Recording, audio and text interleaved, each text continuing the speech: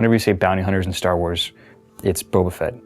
That's what people think of automatically. Our first Boba Fett 6scale figure is from Empire Strikes Back. The Empire Fett is unique in the costume color, the color and the deco of the armor.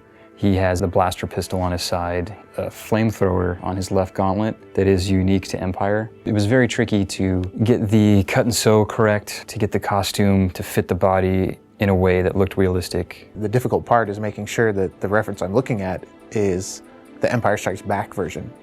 Whether it's the color of the braids on his shoulder, the number of pouches he has on his belt, does he have spats, no spats, the color of the costume, all these things are so specific to each version. It's kind of jaw-dropping. It's a little overwhelming to kind of step into.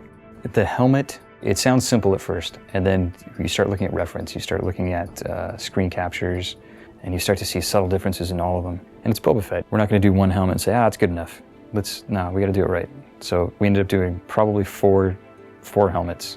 We wanted to let our collectors display Boba Fett in a more specialized, unique way. So we created a small base that is inspired by the design of the Bespin carbon freeze room. It's going to be slightly raised. It has the grate pattern in the floor. We want to have lights coming up from below, just like the set did.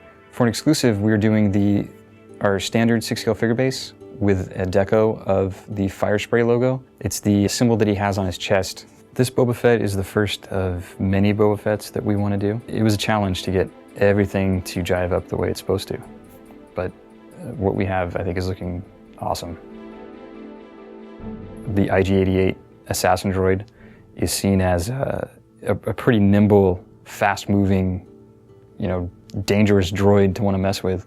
We wanted to be faithful to the original design of IG-88 from Empire, but give him the articulation that would allow him to have some life as he's portrayed in the Clone Wars and the expanded universe. We try to make him extremely posable, give him the light in the head. So there's this small button that you just press it down and his head lights up. In the movie, he's basically just a standing prop. He does have a bandolier, which there's really not a lot of reference for film-wise. You get one shot of the front, and the rest is kind of left up to your imagination. So on that piece in particular, we try to respect what they've done in the film and also take some artistic license. We started off with a digital model, figured out all the articulation joints. There's a joint in the knee, he can turn his ankles, his shoulders move, he can do pretty wide range of maneuvers that you wouldn't think would be possible. And then we started getting samples, we started playing with it, and we realized, wow, this is actually kind of cool. I think we did something pretty cool here. The exclusive we made is a sheath for kind of like a hand-to-hand melee weapon, which is just a blade. You can take that out and put the E11 blaster in there instead. He's pretty loaded out for being a droid.